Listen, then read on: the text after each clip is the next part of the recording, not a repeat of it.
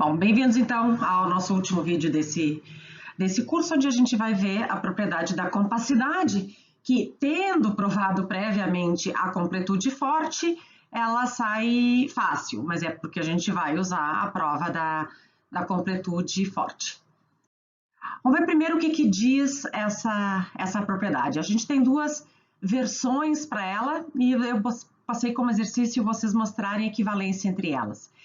Mas ela diz o seguinte, ela diz que se gama tem por consequência lógica φ, então existe um gama' finito subconjunto de gama que tem por consequência lógica φ.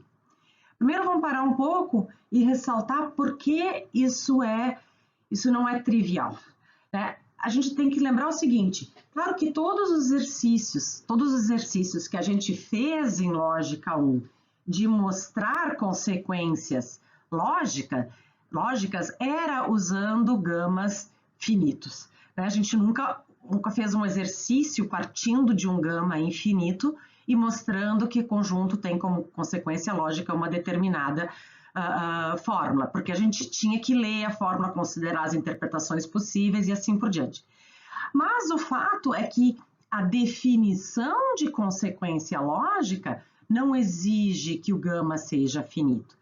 Eu poderia pensar, bom, será que não pode ter alguma coisa que é consequência lógica do conjunto infinito, mas que no momento que eu pegar uma parte finita só desse conjunto, eu não consigo mais ter a consequência lógica? Uma outra maneira de apresentar o mesmo ponto, como eu disse, vocês vão fazer como exercício, porque que é outra maneira de apresentar a mesma coisa, é o seguinte, suponha que eu tenha um conjunto, talvez infinito, mas esse conjunto é tal que todo subconjunto finito dele é consistente. Se eu pegar uma parte finita, é consistente. Mas se eu pegar o todo, que é infinito, talvez aí tenha uma contradição que quando eu pegava uma parte finita, isso não aparece. Tá? E é importante perceber que isso não é uma propriedade trivial, né? O fato de todo subconjunto finito de um conjunto ter uma propriedade não se segue que essa propriedade valha para o conjunto. Um bom exemplo, eu adorava, também a professora Andréia pegava esse exemplo, tem uma propriedade evidente que vale para todo subconjunto finito de um conjunto infinito, a saber, a propriedade de ser um conjunto finito. Então, a propriedade de ser um conjunto finito vale para todo subconjunto finito de um conjunto infinito, mas não vale para o conjunto infinito. Se a gente quiser pegar um exemplo mais interessante, eu tenho que, para todo subconjunto finito do meu universo dos naturais, por exemplo, eu tenho um número que é maior ou igual a todos. Então, todo subconjunto finito dos números naturais tem um maximal, tem um número que é maior ou igual a todos. Mas no caso do conjunto infinito dos números naturais, eu não tenho. Então, a propriedade de ter um número maior ou igual a todos, ela vale para todo subconjunto finito dos naturais, mas não vale para o conjunto infinito.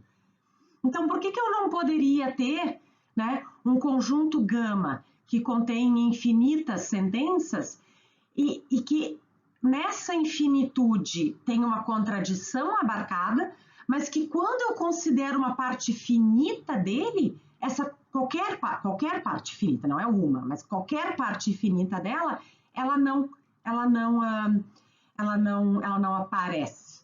Tá? A prova da compacidade vai dizer, não, o sistema é compacto, no seguinte sentido, as relações de consequência lógica e as relações de inconsistência, né, elas se devem a subconjuntos finitos aqui. Mas essa prova vai usar a prova da completude forte, vocês vão ver. Tá?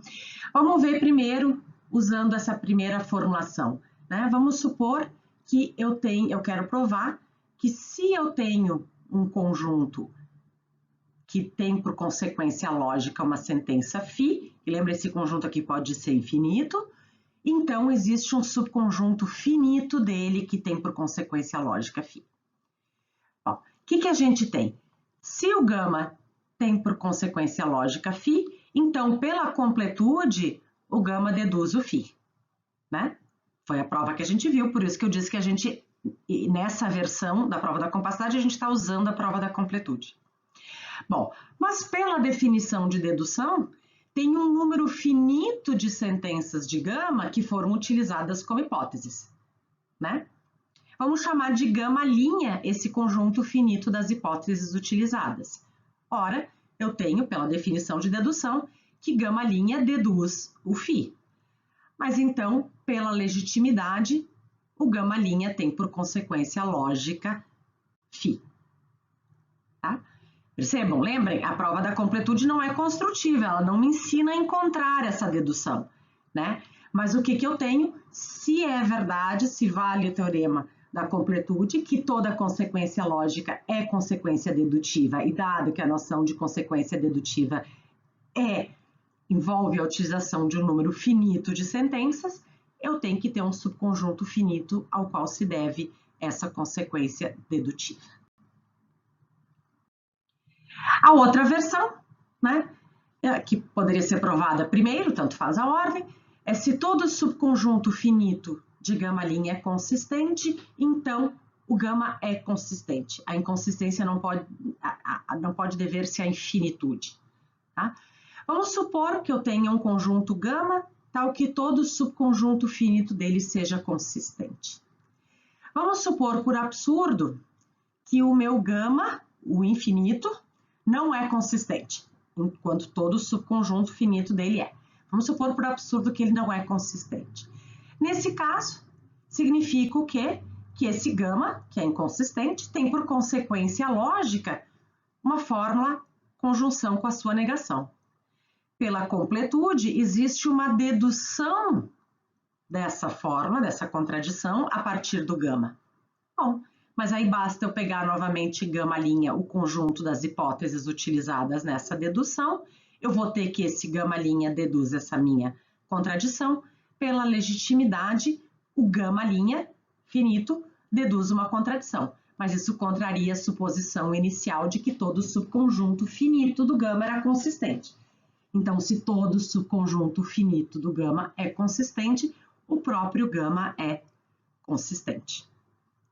Tá? Bom, façam então o exercício 69 e a gente conversa em aula antes da prova.